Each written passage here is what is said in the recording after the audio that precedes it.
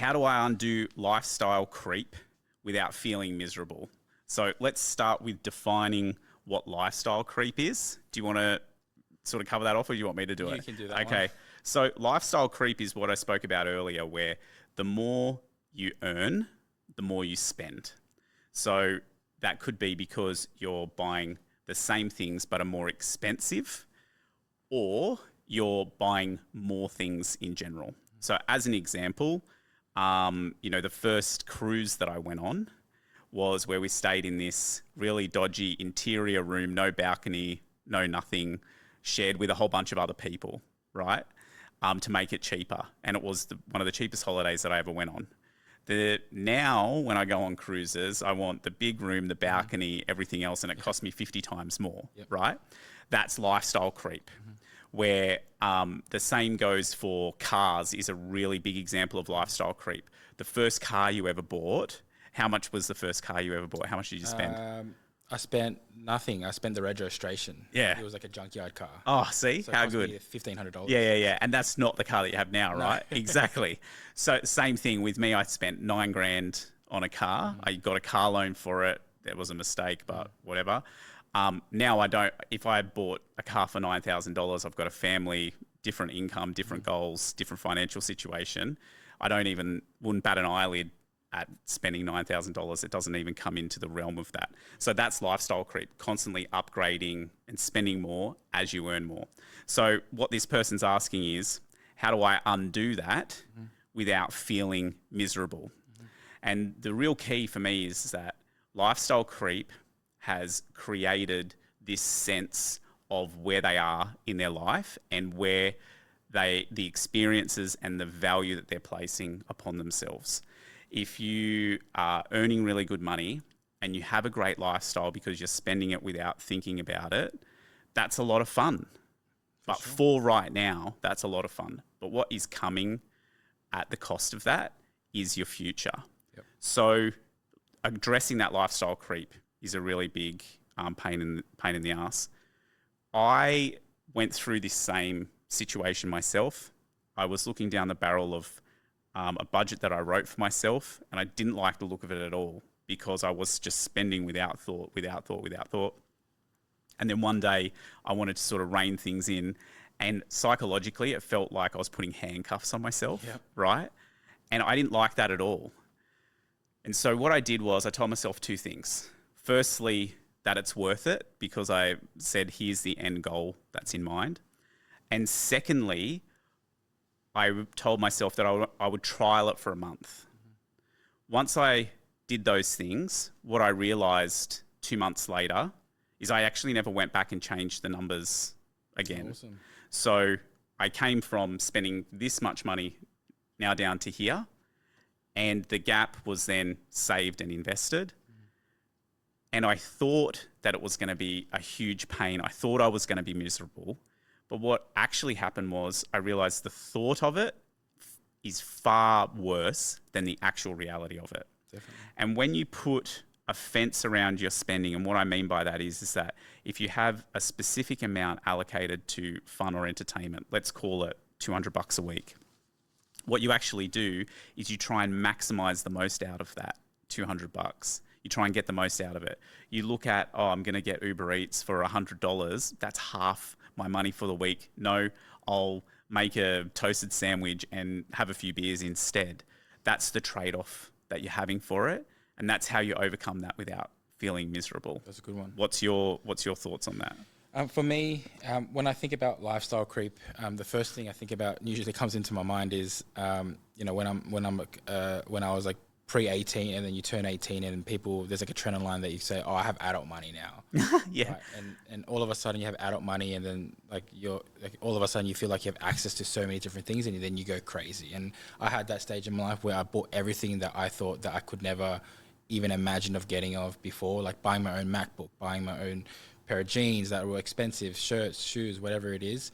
And I always think about that when I'm looking back. For me and myself personally, what I like to do is, and what I like to think about is you work really hard to be able to get the income that you earn. And every year, like hopefully if you do get an income rise and you get more money every year, you should feel good about that, and you should reward yourself with that, with something like that. But at the end of the day, I like to reverse engineer in terms of what my goals are for that particular year in terms of the saving side of things, the boring stuff, I would say, quote unquote, is that if my goal is to save for that year $20,000, that doesn't change because I've made more money. It could only change to be higher, for example. But if I'm still hitting that savings goal of that $20,000 and I've spent whatever the difference is, I'm okay with that. Yeah. Where it becomes a problem is that I've made more money, but that year I've only saved $10,000. Then that's somewhere I have some sort of a spending issue where I'm spending way more than my means. So I always like to speak with myself or with my clients that I like to reverse engineer their goals and go, what's your yearly goal for today, for this year? And if it's $20,000 and what were you able to save last year? They were able to save $20,000. They got a $50,000 pay rise this year.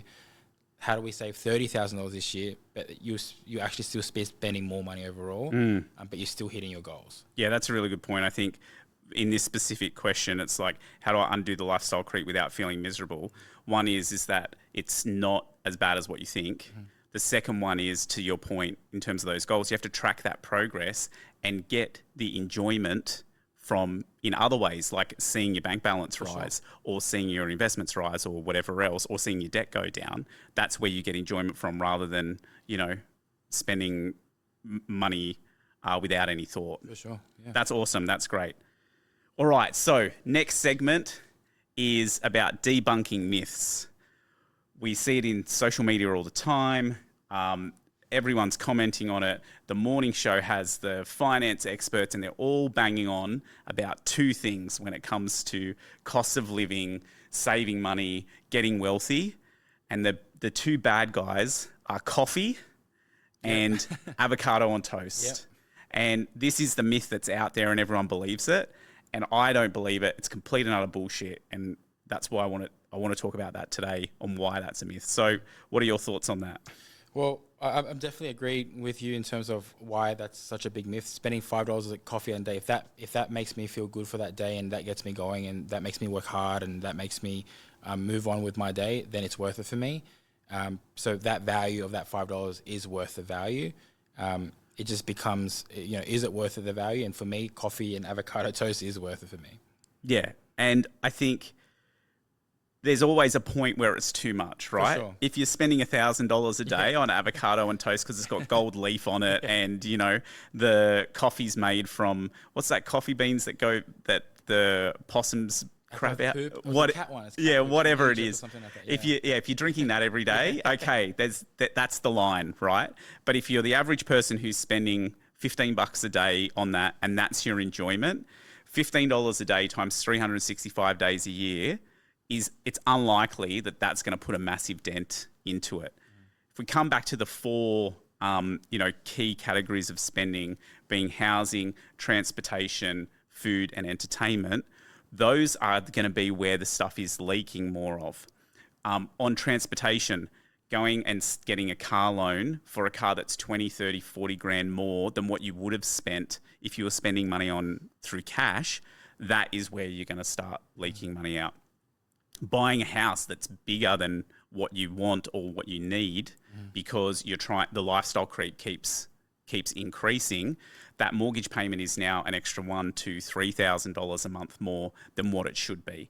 That's where those big purchases are where you're really going to start leaking cash, rather than the stuff that you're getting a little bit of enjoyment out of. Yep. Overall, I think what we tell clients to do, and you obviously know this, is having each dollar that comes in to their bank account, giving that a specific job and specific purpose, and allocating that before it arrives, really reduces down the ability for you to spend mindlessly and for it to leak out of the bank account.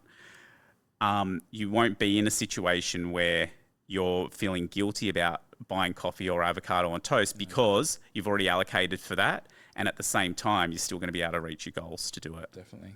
So to everyone out there, whenever you hear somebody banging on about cut out the coffee and avocado on toast, it's all bullshit. Yeah.